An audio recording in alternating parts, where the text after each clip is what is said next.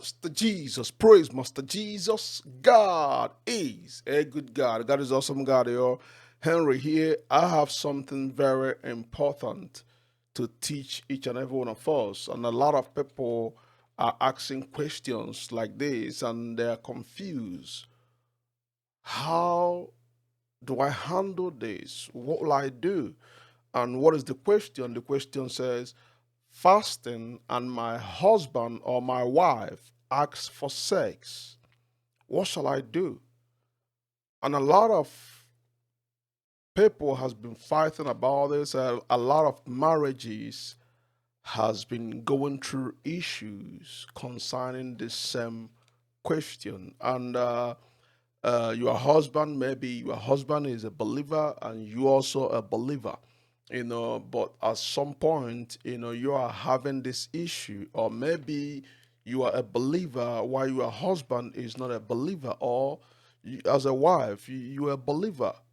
As a husband, you are a believer and your wife is not a believer. And this whole thing has been eating you guys up and you don't know what else to do. And sometimes, personally, you just want to devote yourself to prayer and fasting for some certain time or period of time, but this issue keep on coming and you don't know what to do. And you don't want to displease God, or you don't want to displease your wife, and these whole things are just on edge and you just don't know what to do about it or what to say about it. I have a word from God. I have a word from God for you.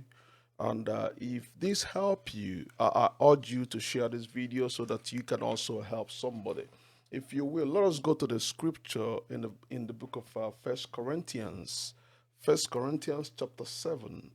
First Corinthians chapter 7, and I'm going to read verse 5.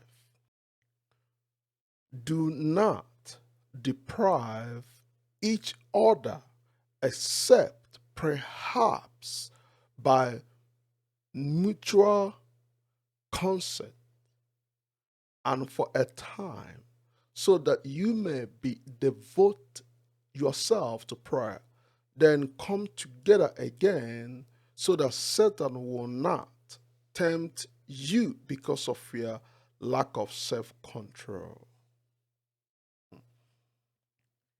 The Bible made it very clear it has to be under a mature concept, under agreement. But the problem is, in the agreement, then my husband still wants something, or my wife still wants sex. What shall I do?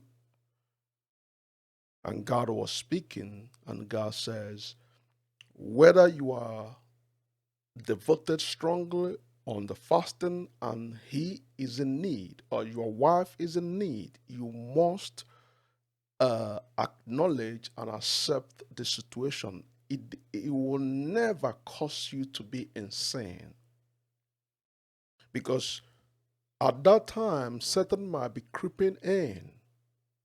It can cause division, it can cause fight, it can cause argument, it can cause a lot of things. So you that are in this fasting and you don't want anything or Satan to come in, to creep in, you have to accept it. You have to.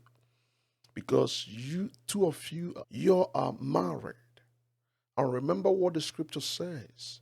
You are one.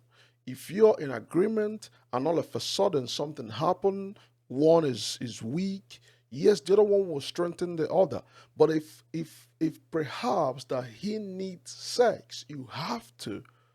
You have to. It will not stop the fasting. You can also keep on fasting. A lot of people always, maybe people that are not married, always bring things like this, or they want to teach people that are married how to live a married life.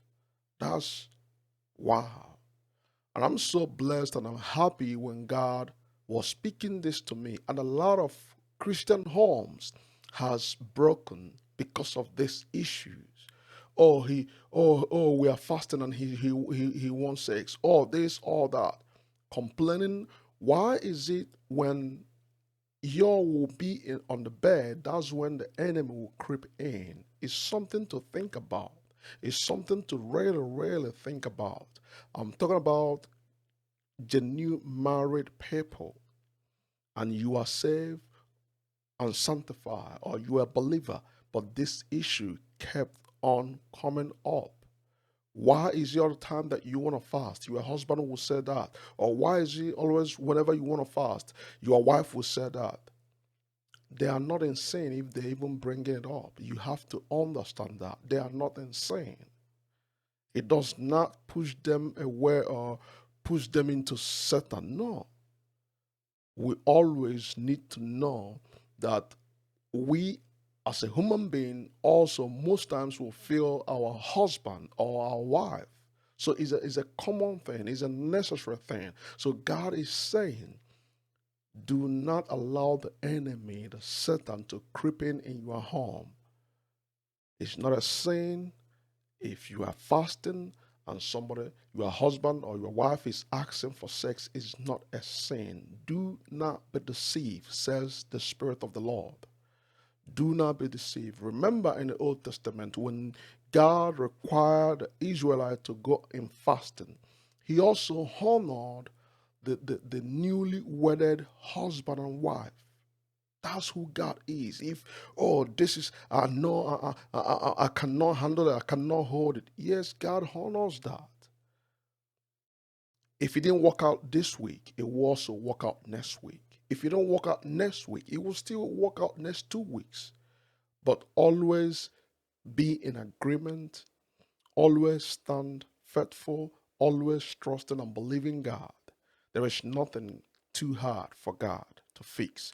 So don't allow this to break up your marriage. Don't allow when the enemy to creep in, or maybe when something like this is coming up around you, you want to blame or call the person a Satan. No, don't do that. You causing more fight, you causing destruction. All right.